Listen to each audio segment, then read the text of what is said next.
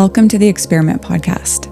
I'm your host, Jade Theriault. This podcast is a living, breathing experiment on purpose, on alignment, on what would happen if we stop outsourcing our truth and really start living it, integrating it, and embodying it. This podcast is where I am documenting my journey to my highest potential and sharing with you the tools and resources that are changing my life. What makes this podcast different is I am truly bridging science and mysticism. I am not hyper-focused in either realm. I am very much taking vital resources of each and combining them and tangibly applying them to my life. And because I'm doing this, I am witnessing and experiencing and feeling true change and transformation in my own life. One of my favorite parts of this is it is truly an experiment, which means there is zero pressure. Everything I'm sharing is based on my human and spiritual experience, and it might not look the same for you. However, if you really listen and apply the concepts and teachings that I share, I can guarantee you will start to uncover parts of yourself and start shifting in your life towards your own alignment, your purpose, and your highest potential. Before we dive too deep into today's episode, I want to start this off a little bit slower, a little bit more intentionally, and really just take a breath with you. I want us to quiet our minds, quiet our hearts, slow down, and just take a breath. Just drop your shoulders, place your hand on your lap if you are in a place where you can. If you're driving, keep your eyes open, keep your hands on the wheel, but still follow along and participate as much as you can. And really just root in your body. Over the last few episodes, I have talked your ear off about what alignment is, what misalignment is. I've explained to you the 3 layers of reality and cognitive dissonance and polyvagal theory and surrender. And I want to take this moment to recognize that that is a lot. And this work that we're doing is not easy. It's not simple. It's very complex. There are a million layers and systems and pieces. It's very complex. And if you are feeling overwhelmed for any reason, it's okay to stop, to take a breath, and to just sit for a minute, to just be in the space that you're in. This process is not meant to be rushed. It's meant to be taken slowly and really you not pushing or forcing the timing, but you falling back and letting the current pull you, letting the current guide you. In the last episode, we discussed surrender. And I have always grown up imagining surrender as this art form of just letting things go. And in my healing journey, it has been confirmed time and time again that surrender cannot be reduced down to letting go. In fact, surrender is actually a biological grounding, a physiological grounding. To put it simply, surrender is regulating our nervous system and balancing the activations of our nervous system from sympathetic to parasympathetic. It's knowing when we need to be activated, how, and building more awareness around that. It's intentionally pulling yourself out of the sympathetic nervous system activation and not living long periods of time in survival mode. It is choosing to ground yourself and to live your life from a place of safety and regulation versus constantly scanning your surroundings looking for potential threats. We cannot experience the true depth of joy and love and vitality and blessings from a state of survival. Our bodies don't have the capacity to hold all of that energy. It's either survival and hypervigilance or peace and calm and regulation. When we step into surrender, we're stepping into a high vibrational phase of presence. When we are able to be present with ourselves, we are able to listen to our intuition and hear the signals in our body and see the external feedback loops happening around us. Our nervous system becomes neutral and balanced. And from there, that is when we start playing with integration. Integration is nervous system neutrality in motion. And integration is not fast or loud necessarily.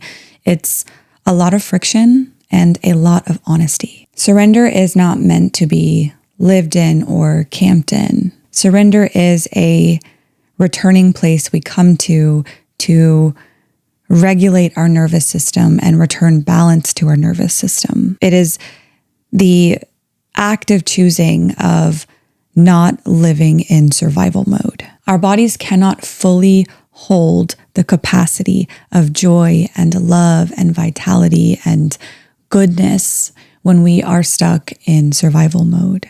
So once we get in surrender and we are regulated and we are balanced, that is when we move into integration. Integration is hard.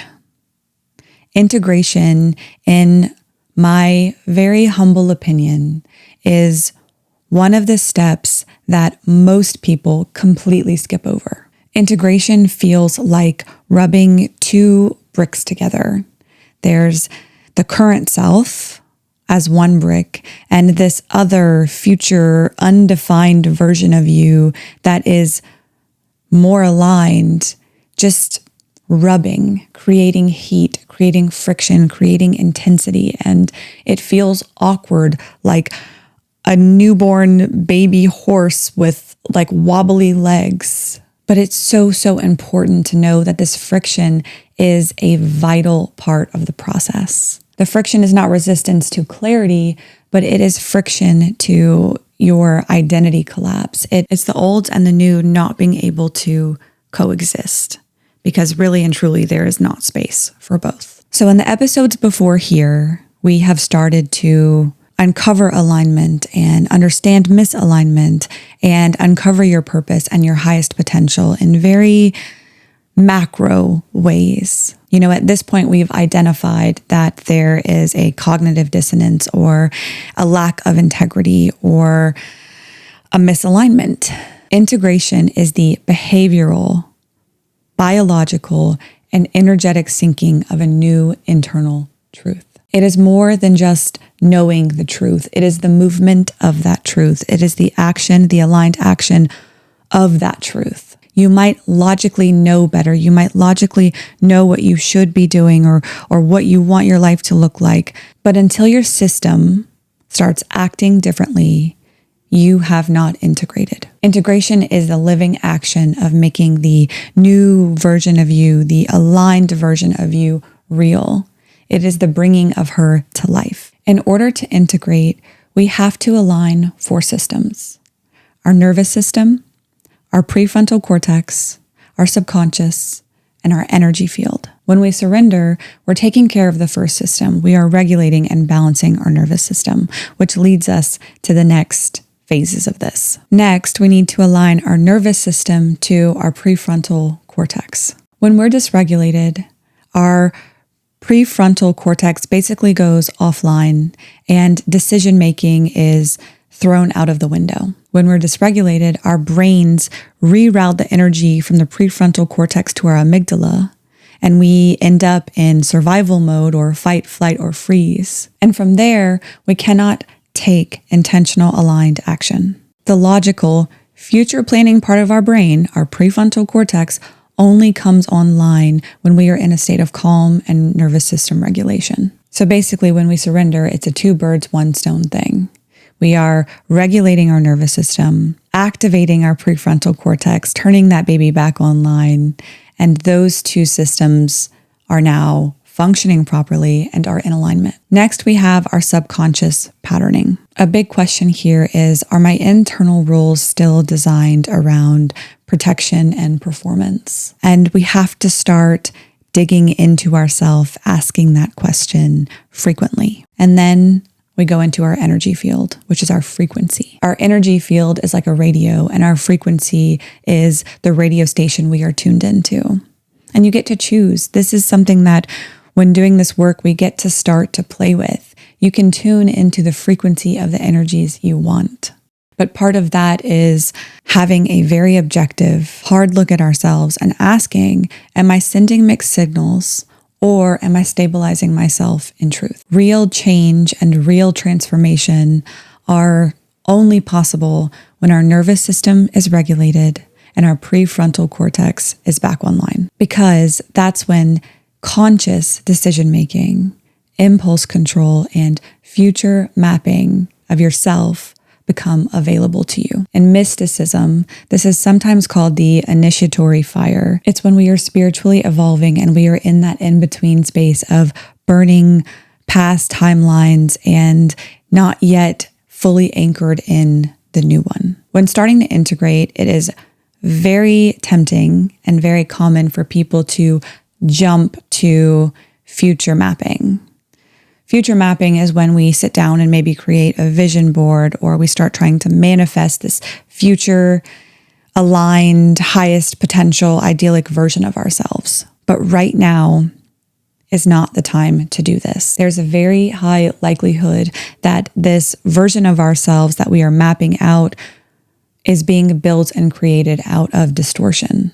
And this is something that I have never seen taught or spoken out loud by any of the creators who teach future self manifestation techniques. If we try to map out and start manifesting this idyllic future version of ourselves right now, we have to consider the fear and fantasy that is going to distort that version that we are mapping. And we might end up designing an aesthetic life, but not an embodied life. And there is a massive difference in aesthetics and embodiment. By mapping out our future self now, we are basically just scripting a more evolved expression of our trauma and our limiting beliefs and our wounds. Right now, in this part of the integration phase,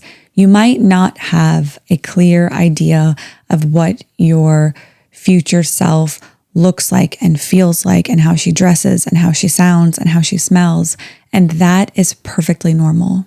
If you have a total picture of her, that's also okay. But if she is undefined for you, that is perfectly okay. In fact, having little to no definition here means there's a lot of room for play and co-creation with the universe. The future version of ourselves is still undefined because our nervous system is still stabilizing.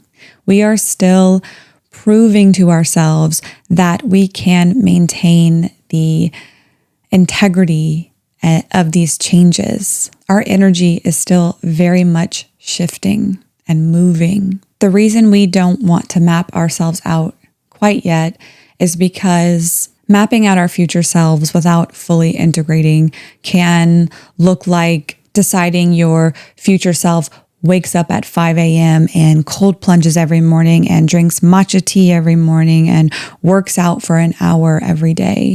But if you're ignoring your fatigue, avoiding intimacy, and numbing out at night, that idyllic version of you is not grounded. It's reactive. There's no solid ground for this version of you to step into. Or you map out your future self and you say, my future self is a CEO with boundaries. Yet you're still saying yes to everything, answering emails at 10 p.m. and overgiving because you like to feel needed. That's not a boss bitch CEO. That's a people-pleasing, compensating identity. And there is not enough space in your container to hold both of those truths. And only one of those energies can be true right now. Or, and this is one I actually see very frequently, especially in the community that I used to really be a part of here, is we script or try to embody this spiritual version of ourselves that does full moon rituals and magic and is like attuned to this deep wisdom, but we still bypass the humanness and bypass the grief and avoid confrontation and we stay in this ungrounded magic. That is fantasy. That is not true integration and embodiment. If your future self that you want to map out, but we're not going to do that yet, is undefined, my favorite thing to do is work backwards. Start with what you absolutely know with all of your heart. You start saying no to the things you know you do not want. You act from congruence and integrity and not performance. You start actually building evidence in your nervous system that this is who I am now. And you do this by making micro decisions that are in alignment. But the integration is hard. And we are going to be met with so much friction. That friction is a somatic memory. It's our bodies fearing the cost of change. It's our bodies fearing what will happen if we step out of this comfortable container we've built for ourselves. Even if we don't like it, it's comfortable. This friction is subconscious contracts.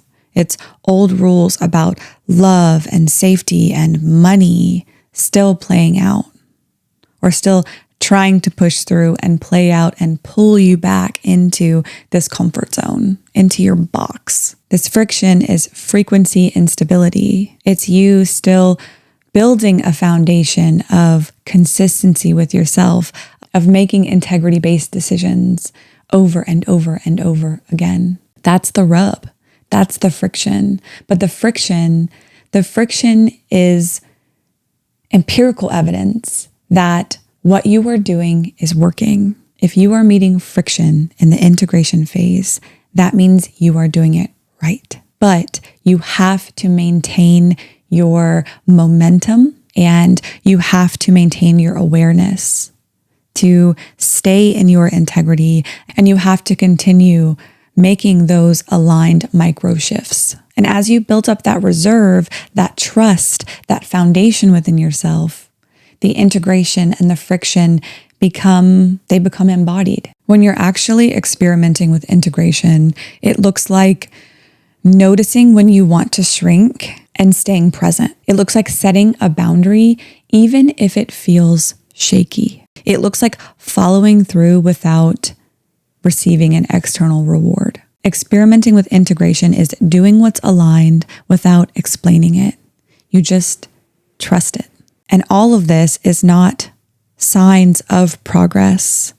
This is the progress. I want to take you through an integration practice. It is a practice that you will repeat until whatever given thing is integrated. But it is a very easy and simple way to keep you on purpose. Notice the rub. Notice where the friction is. Start noticing where you are tempted to live out and remain in your comfort zone and in your outdated identities. Get calm and let your nervous system stabilize. Choose differently. Make one micro shift that supports the version of you that you are becoming. Anchor it. Let it land. Don't spiral. Don't overthink. Repeat this process until it's boring, until you don't have to think about it, until it's just integrated. Wherever you are in your journey will shape what you need. If you're still just stuck in misalignment and not total awareness around that misalignment, get honest with yourself. Stop performing. If you're dysregulated, start trying to calm your nervous system. Don't try to jump in and start making aligned decisions quite yet.